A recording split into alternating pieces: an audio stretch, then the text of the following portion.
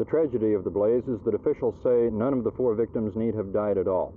Officials are blaming the deaths, most of them anyway, on single-exit apartments where the fire was in the hallway, as it apparently was along the length of the hallway. The residents had no chance to get through their blazing doors.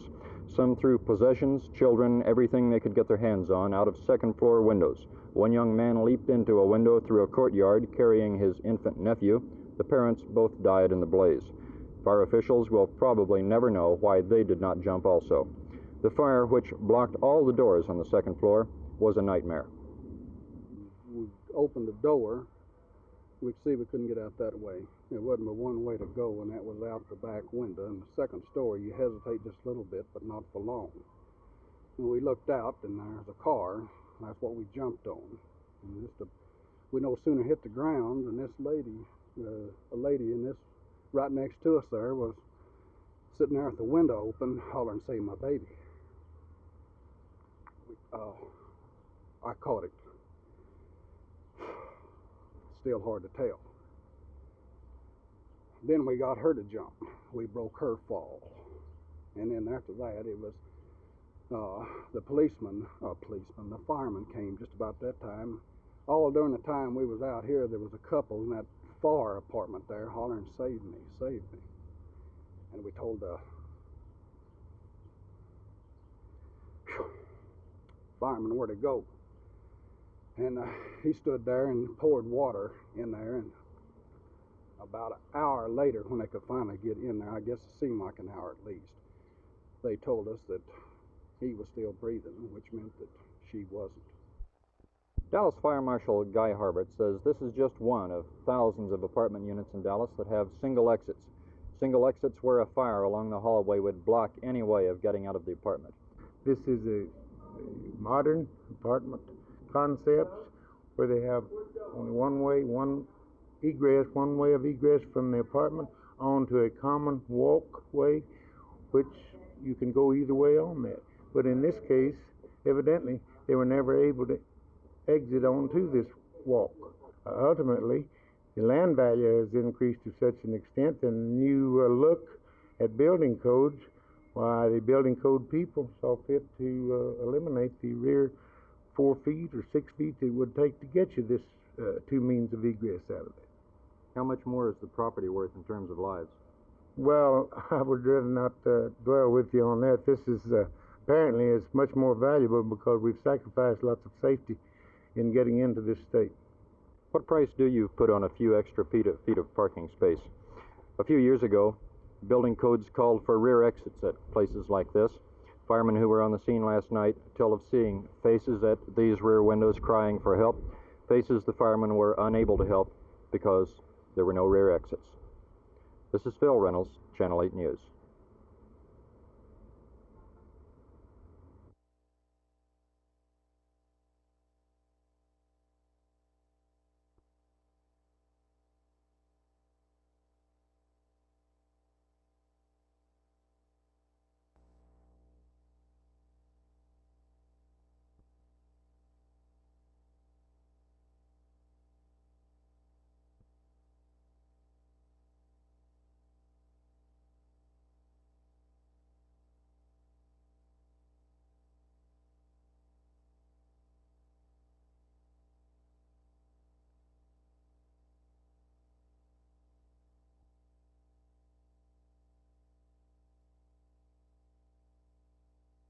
Today's resolution was passed over the objections of Welfare Commissioner Burton Hackney.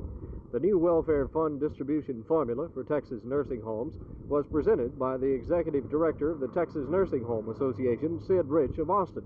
The TNHA plan calls for a 6% increase in cash disbursements to all nursing homes which require professional nursing staffs.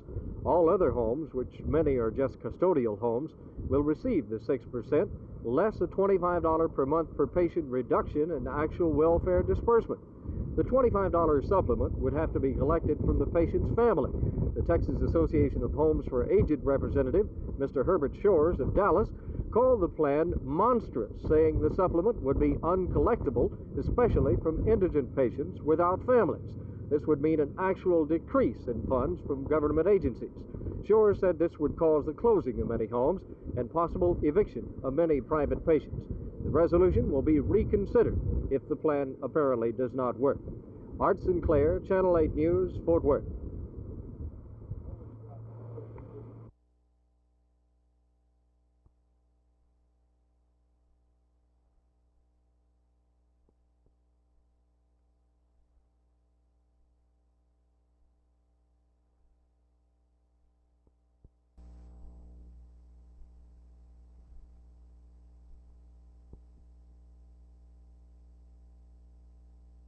There are 5 levels. At the first level, the aggrieved, and that's of course the person who has the grievance, goes to the principal, or he may go to the CTA president. And by the way, the faculty representative in the building may accompany this person, this aggrieved. If it is referred to the CTA, then the Professional Rights and Responsibilities Committee will hear it. Now they will do one of several things. They will listen to the grievance.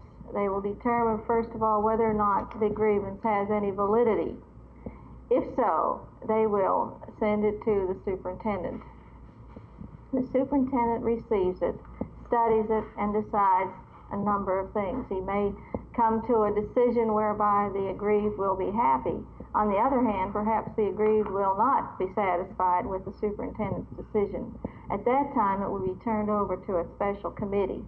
This is a committee of 7 people, and these 7 people are selected from a group of teachers, 5 from the grade levels, primary, intermediate, middle school, and the high school level. There will also be 5 people that the superintendent may select. From this committee of 7, they will hear the grievance. They also will come to a decision. If the aggrieved is still not happy with the decision, then he may go to the school board.